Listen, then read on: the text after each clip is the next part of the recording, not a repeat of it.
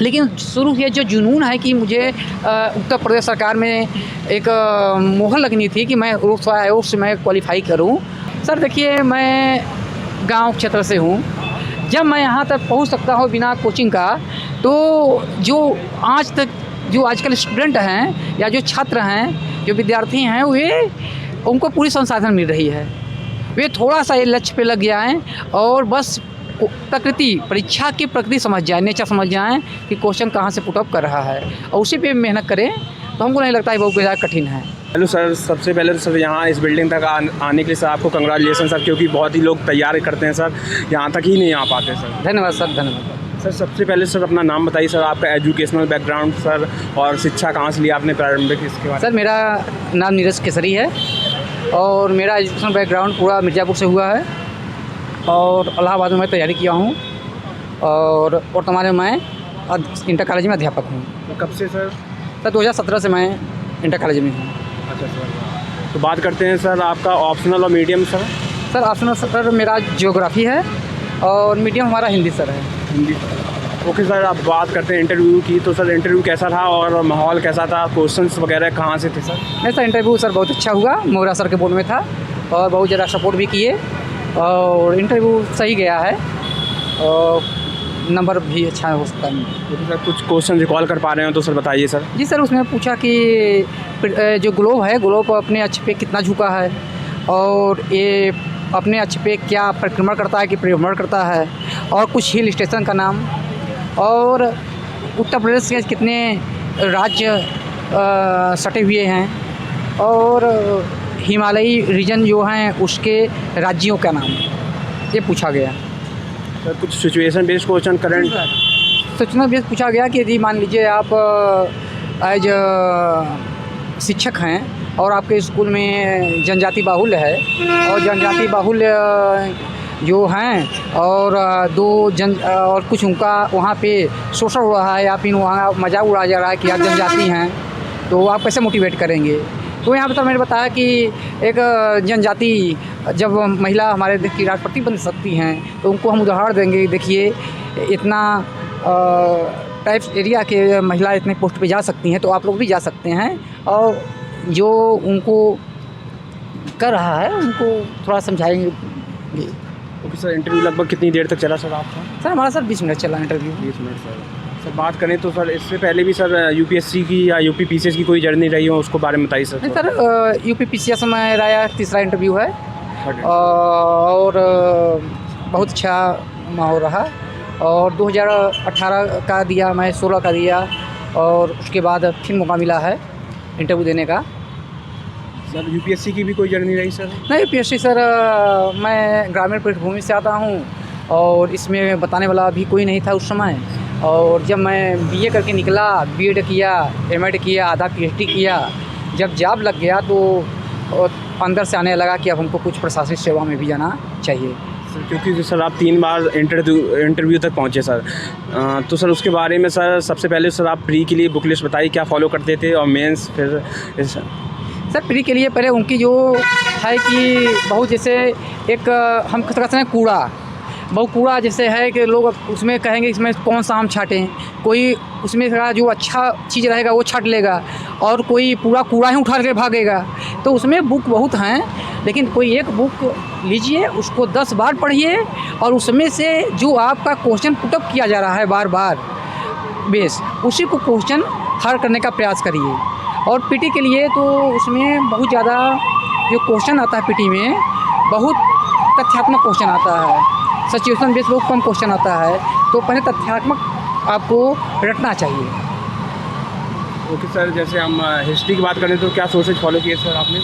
History के लिए sir हमने वहीं उस समय किरण प्रकाशन की बुक पढ़ा, फिर उसके बाद मैं ये 2 बुक और पढ़ा राइटर की, संजय जी का, लेकिन हमको वहीं किरण है जो वहीं पढ़ लेता हूँ, उससे लगभग जो 10-12 क्वेश्चन में लगभग 6-7 क्वेश्चन सही हो जाते हैं, तो वहाँ से हमारा हिस्ट्री के लिए बन जाता है क्वेश्चन। ज्योग्राफी के लिए सर कुछ नहीं, ज्योग्राफी के लिए सर हमारा ऑप्शनल भी है। ज्योग्राफी से मैं जेआरएफ भी हूँ, नेट भी हूँ, और ज्योग्राफी से मैं पीएचडी 2 साल भी किया हूँ, और ज्योग्राफी मेरा फेवरेट सब्जेक्ट है और हमको यहाँ कोई कठिनाई नहीं हुई। लेकिन इसके लिए बौद्धिक प्रकाशन और लेकिन सविंदर सिंह बुक बेस्ड और काशीनाथ जी की आर्थिक भूगोल के लिए बहुत हेल्पफुल है। पॉपुलेशन चंदाना की और ये बुक ज्योग्राफी मतलब सर बुक पढ़ेंगे तभी आपको समझ में हर चीज़ आएगा। भारत का भूगोल RC तिवारी जी बेस्ट हैं। सर इकोनॉमिक्स के लिए क्या सोर्सेज फॉलो किए सर आपने? सर इकोनॉमिक्स के लिए सर रमेश सिंह पढ़ा था, रमेश सिंह के नोट्स बना लिया था और वही नोट्स बार बार मैं दोहराता हूँ। ओके सर, बात करें तो जनरल साइंस के लिए सर कुछ? सर जनरल साइंस में सर लुसेंट में पढ़ा। और current affair sir? Sir current affair के लिए वही घटना चक्र मैं फॉलो करता हूँ सर, और उसी से क्वेश्चन कुछ न कुछ बचा। तो आंसर राइटिंग की बात करें तो सर उसके लिए क्या स्टडी आपने अपनाई थी? सर आंसर राइटिंग में कोचिंग किया नहीं उसका, और मेरा शुरू से ही थोड़ा सा आंसर राइटिंग में पकड़ भी थी, और मेरा ये था कि वो मेंस में क्वेश्चन आवे, और मेंस का मैं एक भी क्वेश्चन मेरा टारगेट है कि न छूटे। और मैं रूम पे ही मैं जानता था कि आप कितनों कोचिंग कर लीजिए, लेकिन जब परीक्षा पीरियड में 3 घंटे में 20 क्वेश्चन का जवाब देना है तो वहाँ पे एक दिन में 40 क्वेश्चन जवाब देना मुश्किल हो जाता है। इसलिए मैं सिर्फ अपने पे विश्वास किया कि मैं 20 क्वेश्चन 3 घंटे में कर लूँगा, और इसको करने के लिए मैं बराबर अपने रूम पे प्रैक्टिस करता था। तो काफ़ी सारा डेटा डालना होता है सर आंसरों में, सर फैक्ट डालने होते हैं सर, करंट अफेयर्स अटैच करना होता है सर, इन सब चीज़ों सर आपने कैसे मैनेज किया सर? जो क्वेश्चन पूछे उसी से आप करंट डालिए, अच्छा नंबर आता है डालने से, और उसको अंडरलाइनिंग कर दीजिए। और उसमें जैसे डाटा तो है, लेकिन हमारा ये विचार है कि डाटा तो डालिए ही, लेकिन बीच बीच में कुछ कोटेशन का प्रयोग करिए आप, और हेडिंग का भी प्रयोग करिए। हेडिंग से आपका क्या लिख रहे हैं, आपको एक लाइन लिखेंगे तभी समझ में आ जाएगा कि जो पढ़ेंगे हमारे काफ़ी जांचने वाले वो जान जाएंगे कि इसमें क्या लिखा हुआ है।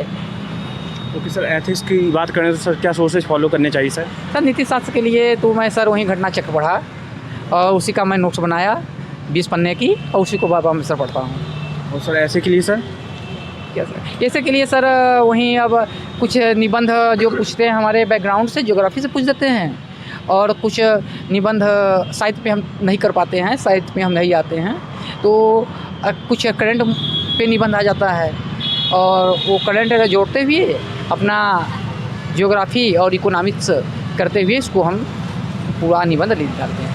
ओके सर, रिवीजन की बात करते हैं तो सर बहुत काफ़ी लंबी प्रोसेस भी है सर, काफ़ी सारा डेटा याद करने को होता है सर, भूलते बहुत है सर, उसके लिए सर क्या ट्रिक अपनाई? उसके लिए सर आप जैसे होता है पूरा बुक हम पढ़ें, परीक्षा पीरियड आ गया है, पूरा बुक हम पढ़ेंगे, तो पूरा बुक आप पढ़ेंगे पेपर में आप लिख नहीं पाएंगे। तो इसलिए हमारा यह है कि पहले डेटा आप याद कर लीजिए। जैसे गरीबी है, गरीबी आपको 2 लाइन में मालूम है गरीबी क्या चीज़ है। अब गरीबी यूएनओ का क्या रिपोर्ट है, इंडिया का क्या रिपोर्ट है गरीबी पे, तो ये हमको रिपोर्ट मालूम होना चाहिए, और उसमें आप 2 लाइन लिखने के बाद ये रिपोर्ट डाल दीजिए, अच्छा नंबर आने के चांस बन जाते हैं। तो सर बात करें तो मॉक इंटरव्यू की ये सब दिए थे सर आपने? सर मॉक इंटरव्यू मैं 2 दिया, इस बार संस्कृति IAS में मैं दिया था 2 मार्क, और कुछ फ़ायदा भी हमको मिला है। तो मॉक इंटरव्यू और यहाँ के माहौल में क्या डिफरेंस पाया आपने सर? सर मॉक में थोड़ा सा वो कठिन प्रोसेस है, लेकिन यहाँ पे तो बहुत जान लीजिए अंदर का माहौल बहुत ही अच्छा था इसमें, और बहुत ही अच्छा माहौल था, जान लीजिए बड़ा सपोर्ट मेंबर थे। ओके सर, कुछ ऐसे क्वेश्चन पूछे गए जिसमें सर ब्लैंक हो गए हो, मतलब कुछ रिस्पॉन्ड ही नहीं कर पा रहे हैं सर? हाँ सर, 1-2 क्वेश्चन थे जिसमें मैं बता नहीं पाया, वहाँ पे मैं कहा सर सॉरी एजुडेट मैं नहीं बता पा रहा था, जिससे अरुणाचल प्रदेश का पूरा नाम पूछा गया, तो मैं नेपा नगर बताया, तो उन्होंने कहा कि नगर नेपा नगर प्रसिद्ध है, आप जानते हैं? तो मैं फिर कहा हाँ सर, ये तो सॉरी सर, ये तो कागज़ के लिए मध्य प्रदेश में पड़ता है। तो उसके लिए मैं कहा से नेपा, तो कहेंगे नेफा, हम जी सर याद आ गया सर, तो हंसने लगे, और इसलिए वहाँ तक मैं सर पहुँचा, फिर वो कहे कि नहीं आप पहुँचे वहाँ तक, इतने बहुत बड़ी बात है। तो बहुत अच्छा गया इंटरव्यू। अब देखिए sir. Okay sir, plan B भी सर कुछ लोग लेके चलते हैं सर, क्या लेके चलना चाहिए या नहीं, ऐसा कुछ? नहीं सर, जहाँ तक हमारा है कि आप यदि लगेंगे सिविल में तो लग जाइए, लेकिन एक प्लान जो लेके चलिए। जैसे आपका एक सब्जेक्ट पे आप पकड़ बनाइए, सिर्फ एक सब्जेक्ट पे, कोई सब्जेक्ट आपका रहे, पकड़ बनाएंगे तो आपका टीजीटी पीजीटी बीएड करने के बाद एक नौकरी पक्की हो जाएगी। अब हमारे यहीं देखिए वेतन बहुत ज़्यादा है, 74,000 वेतन है, लेकिन यह है कि हमको कोई टेंशन भी नहीं है। लेकिन शुरू से जो जुनून है कि मुझे उत्तर प्रदेश सरकार में एक मोहर लगनी थी कि मैं लोक सेवा आयोग से मैं क्वालिफाई करूं और कुछ अपने आप को एक लोग देखें, और हमसे बहुत लोग से प्रेरणा भी मिली है। हमारे गांव बहुत सपोर्ट हमको करते हैं, गांव क्षेत्र के लोग सपोर्ट करते हैं, हमारे रोड पे जहां हम लोग रहते हैं सपोर्ट करते हैं। तो ये जो ऊर्जा अंदर आती है उन लोग के सपोर्ट से हमको आती है, और उनको विश्वास है इस बार मैं भी अपने अंदर मन में कर लिया हूँ कि उनको मैं निराश नहीं करूँगा। सर काफ़ी लंबी जर्नी रही है सर, इसमें सर मोटिवेशन के लिए क्या फैक्टर रहा है सर? सर मोटिवेशन के लिए यही फैक्टर सर है कि हम तो इसके बारे में बहुत जानते नहीं थे, लेकिन हम जब रूम पे थे तो हमारे यहाँ हमारे जो सीनियर थे तो आते थे हमारे यहाँ, मिश्रा भैया हैं, शरदचंद्र मिश्रा जी हैं, आलोक भैया हैं, दिलीप जी हैं, हमारे एक मित्र हैं हरीश यादव, वो भी बहुत सपोर्ट किए हैं। हम लोग एक साथ में थे, राजहंस सर हैं, रत्नाकर सर हैं, ये सब बहुत सपोर्ट एकदम किए और हमको देखें हमको कहें कि यार जब आप टीजीटी और पीजीटी के लिए इतना 10-12 घंटे पढ़ते हो हैं तो सिविल के लिए भी ट्राई करिए।